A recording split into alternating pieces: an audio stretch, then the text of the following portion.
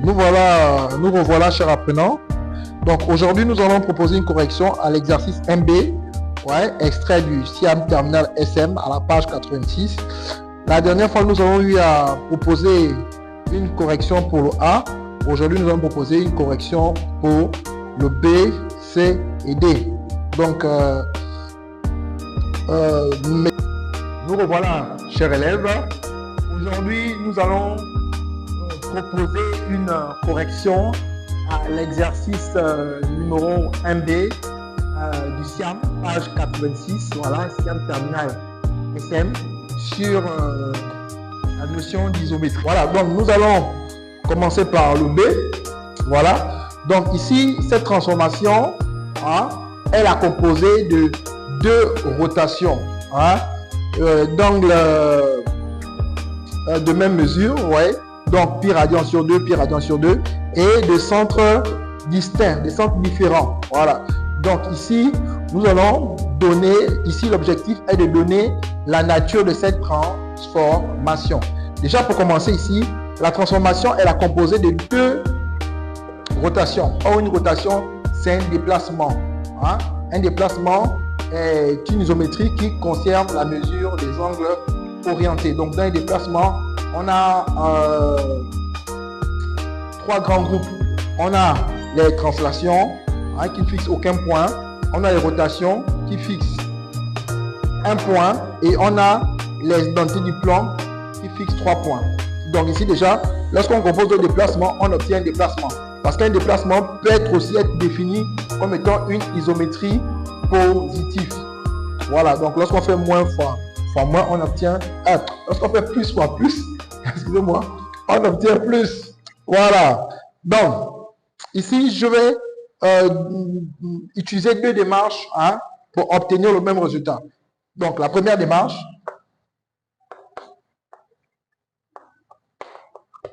donc, je vais appeler F ma transformation. Donc, je vais dire soit F ma transformation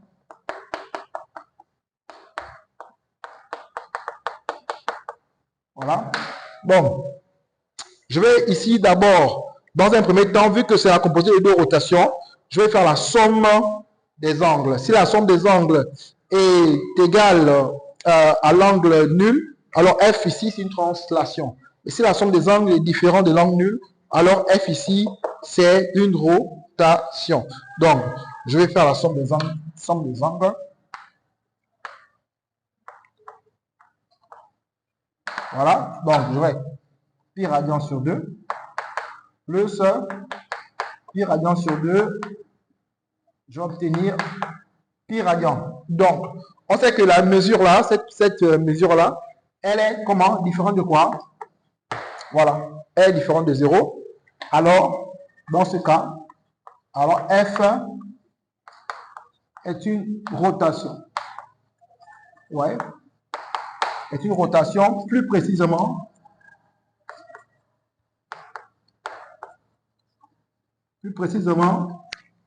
voilà, je continue ici, une symétrie centrale. Voilà. Pourquoi ici F est une symétrie centrale? Tout simplement, je vais mettre un petit rappel ici. Voilà, un petit rappel. Il faut savoir qu'une rotation de centre oméga d'angle plus ou moins pi, donc ça veut dire que l'angle peut être soit pi radian, soit moins pi radian. Il faut savoir que le résultat nous donne une symétrie centrale. Donc voici pourquoi ici j'affirme que ma rotation est une symétrie centrale. Parce que mon angle ici, c'est pi radian. Ça marche? Ok. Donc, maintenant, si c'est une symétrie centrale, donc ça veut dire que F égale à S oméga. Donc la symétrie centrale, c'est une rotation. La rotation a deux éléments caractéristiques. Elle a son centre, qui est le point variant, et elle a aussi son angle. Donc j'ai déjà l'angle, voilà, ici, mais je n'ai pas le centre. Donc, faites-moi pour avoir le centre. Je vais calculer l'image du point A par F, et puis je vais voir ce que ça me donne. Pourquoi A? Parce que ici déjà, F ici, là, vous voyez, c'est la composée de deux rotations. Et ma deuxième composée, A pour centre A. Donc A déjà, il est invariant. Donc, je peux facilement introduire calculer l'image du point A et voir ce que ça me donne à la suite. Voilà. Donc, je vais calculer f de A. F de A, c'est R rond. C'est la rotation du centre D. Donc, pi radian sur 2. Rond la rotation du centre A. Donc, pi radian sur 2.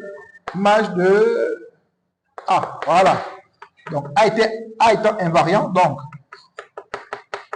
Donc, cela revient tout simplement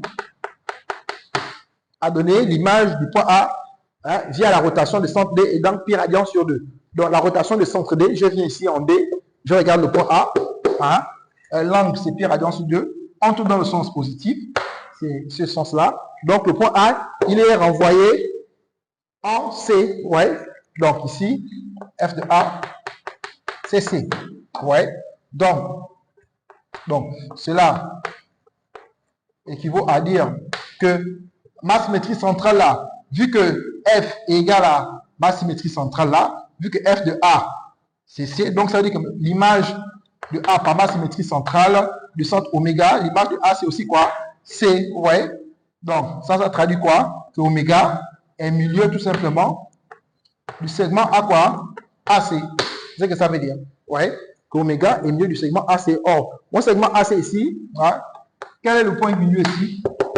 C'est le point O. Ouais. Donc, d'où oméga ici égale à O. Donc, F ici, c'est une symétrie centrale du centre O. Donc, voici la première démarche. Je vais attaquer la deuxième. Allons-y. Deuxième démarche. Donc, ici, la deuxième démarche consiste à décomposer. Donc, F égale la rotation du centre D.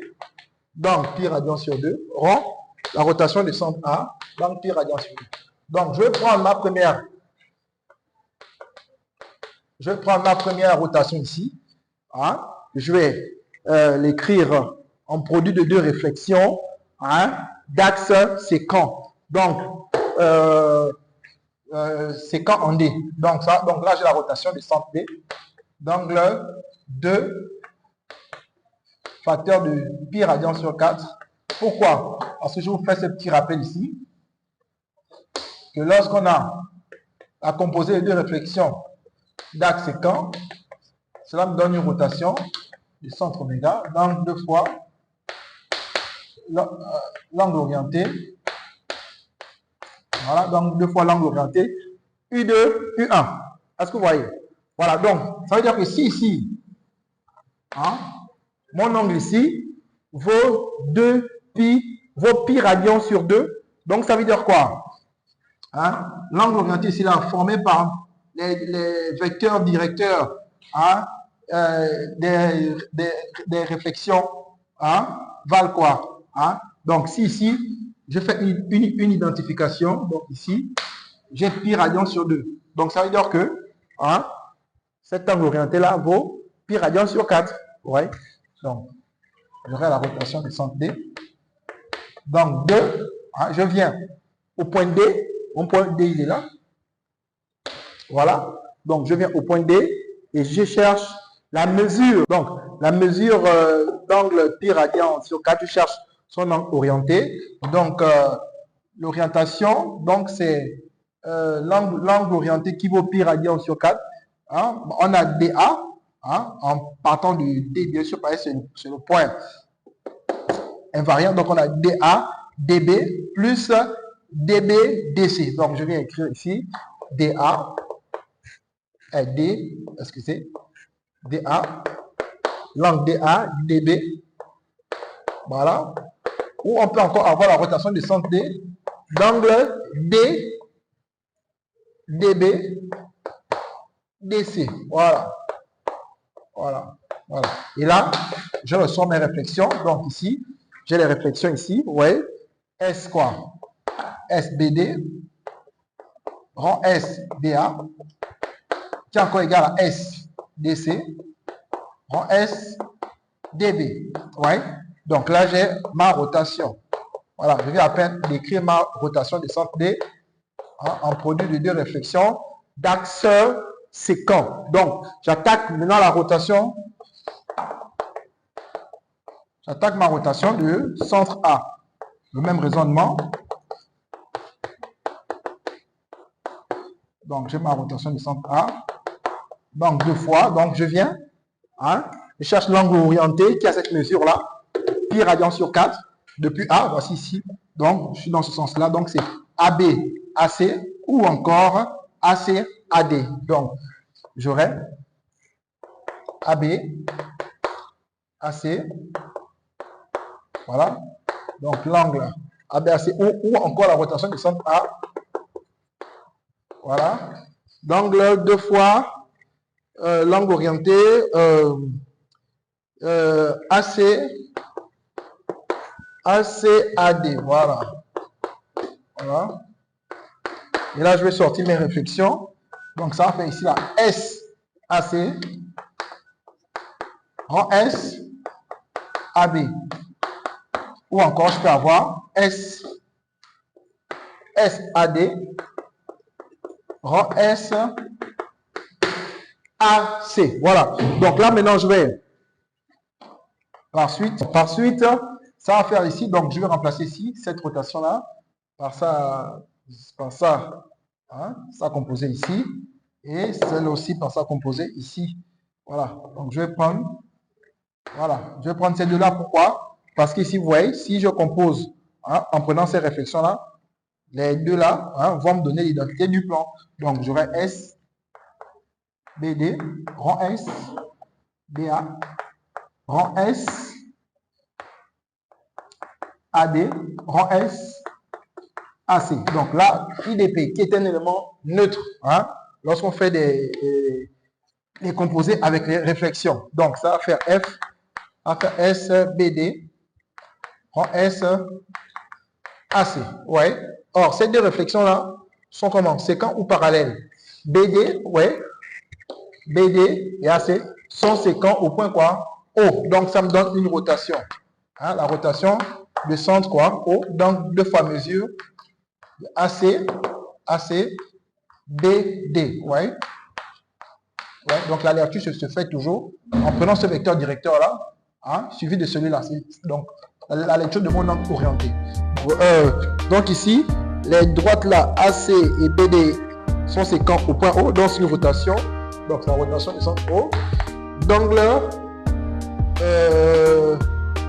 2 fois AC, le vecteur AC et OC sont collinéaires.